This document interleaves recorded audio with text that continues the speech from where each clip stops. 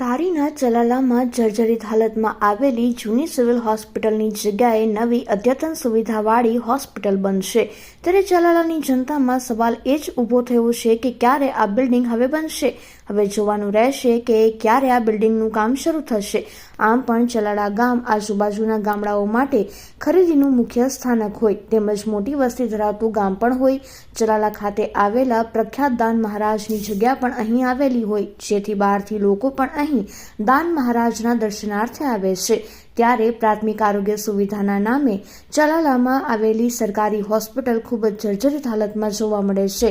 ધારાસભ્ય જેવી કાકડિયા તેમજ અનેક લોકોએ નવી દવાખાનાની બિલ્ડિંગ માટે રજૂઆત કરી હતી જે દવાખાનાની નવી બિલ્ડિંગને લઈને તુરંત જ કાર્યવાહી હાથ ધરીને થોડા સમયમાં ચલાલા ખાતે નવી બિલ્ડિંગ મળશે તેવું ધારાસભ્યએ જણાવ્યું હતું। મારું નામ ડૉક્ટર મિતેશ સોલંકી છે।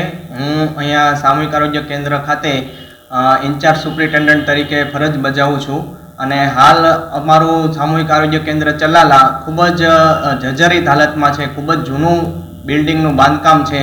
તો અમે લોકોએ આ બાબતે દર્દીઓને ક્યારેક પોપડા પડતા હતા અને ઘણી બધી મુશ્કેલીઓનો સામનો કરવો પડતો હતો।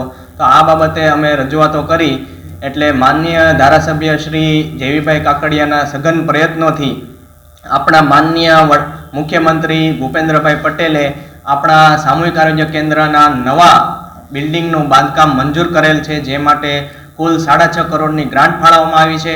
ટૂંક સમયમાં આ બિલ્ડિંગનું નવીનીકરણ કરવામાં આવશે। અદ્યતન સુવિધાઓવાળું નવું સામૂહિક આરોગ્ય કેન્દ્ર અત્રે ઊભું કરવામાં આવશે અને આ પગલાંને લીધે અત્યારે ચલાલાના સમગ્ર આજુબાજુના 40 ગામડાઓમાં વસતા દરેક દર્દી નારાયણને તેનો અતિશય લાભ મળવા જઈ રહ્યો છે। ત્યારે અમે બધા જ ડૉક્ટરો, અહીંયાનો સ્ટાફ અને ગ્રામજનો હૃદયપૂર્વક જેવીભાઈનો આભાર માનીએ છીએ અને ખુશીની લાગણી વ્યક્ત કરીએ છીએ।